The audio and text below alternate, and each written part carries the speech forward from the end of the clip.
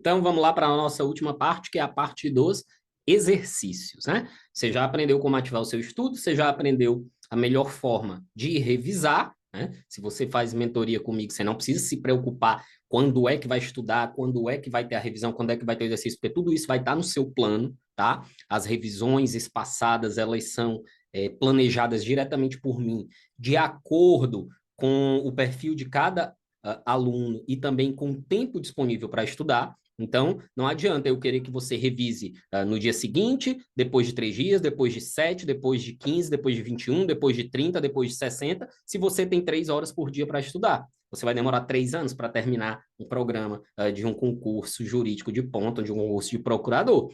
Não é essa a melhor estratégia, então. Então, ela é ajustada a cada caso, mas elas já aparecerão no seu cronograma sem que você precise se preocupar com isso. Mesma coisa com os exercícios, a resolução de questões. O dia que for para você resolver, vai aparecer lá a meta de exercícios, acompanhado lá do tema, do assunto que você irá filtrar as questões, ok? Então vamos lá falar agora, melhor dizendo, sobre os exercícios, né? Se você está resolvendo exercícios da prova, ou melhor, da matéria que você, né, estudou recentemente, obviamente pode acontecer duas coisas, né? Acertos ou erros. Qual é o grande diferencial de quem sabe utilizar os exercícios para crescer, para evoluir na sua preparação e de quem utiliza os exercícios de maneira pouco efetiva? É que essas pessoas que usam os exercícios de forma pouco efetiva, elas apenas estão preocupadas em medir o que aprenderam. E aí elas falam assim, acertei 50% das questões, então tá ruim, tenho que melhorar. Né? Ou então, aí vou estudar mais o tema. Aí vai, deixa o exercício de lado e vai estudar de novo o assunto. Ou então, acertei 90%, então estou bem, não preciso mais estudar esse assunto, né? E deixa meio o assunto de lado. Olha, você está aí utilizando os exercícios de forma errada, você está desperdiçando o potencial dessa ferramenta que é enorme. Por quê? Porque existe uma série de aspectos relacionados com o erro ou com o acerto. Por exemplo, você acertou, mas você acertou porque você sabia, você acertou porque você teve sorte, ou você acertou porque, apesar de não saber, de não ter a segurança da resposta, você deduziu, você tinha uma noção, você conhecia os princípios, você foi por eliminação, você tinha uma boa estratégia de resolução de questões, né? Isso é importante. Por quê? Porque isso aqui vai guiar o teu estudo, vai guiar o próximo passo que você vai dar em relação àquele tema, àquela matéria. Né? Se você acertou porque você sabia, ótimo. O que, que você faz? Você coloca as afirmações daquela questão no seu caderno de afirmações da banca. Você sabe que aquele é um tema que você está evoluindo bem, mas você não vai deixar ele de lado e deixar de estudar. Se você acertou porque teve sorte, né? Você tem que ver, foi uma sorte genuína, foi lá, né, ABCDE, 20% para cada um e eu chutei a esmo, ou foi aquele chutezinho, né, já mais elaborado, com alguma noção, tá? Se você acertou, não tinha segurança absoluta, mas tinha uma noção, uma estratégia de resolução de provas, né?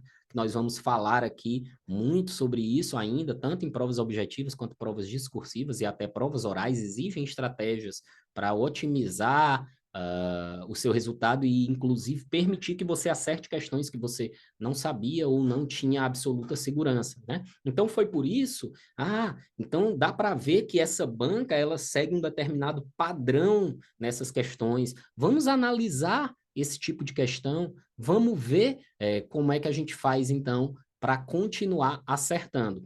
Por outro lado, quando você errar, você também precisa identificar o motivo do erro.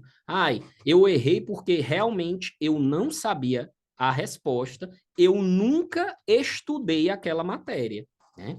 Então, se está caindo, no filtro que eu coloco das questões sobre o tema, estão caindo muitas questões desse tipo aqui, isso significa que essa é uma forma, é um padrão de cobrança da banca. Eu preciso, então, estudar esse assunto, já que eu nunca estudei, já que eu não sabia. Mas, às vezes, você errou, não é porque não sabia ou porque não estudou. Você errou por falta de atenção, por pressa, por ansiedade, né? Foi escrever lá de maneira mais rápida e aí acabou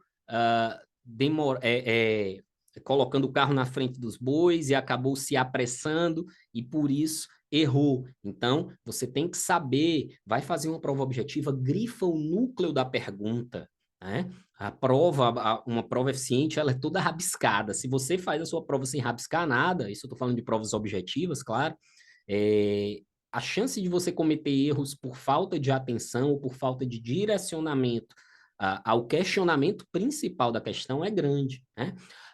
Ou então você errou porque, por exemplo, o estilo, o padrão da questão te confundiu, era um padrão confuso, a banca colocou a chamada, né, casca de banana, pegadinha para você cair e você caiu. Você sabia, você teve atenção, mas tinha ali uma casca de banana, uma pegadinha, né? E você acabou caindo nessa pegadinha. Tá?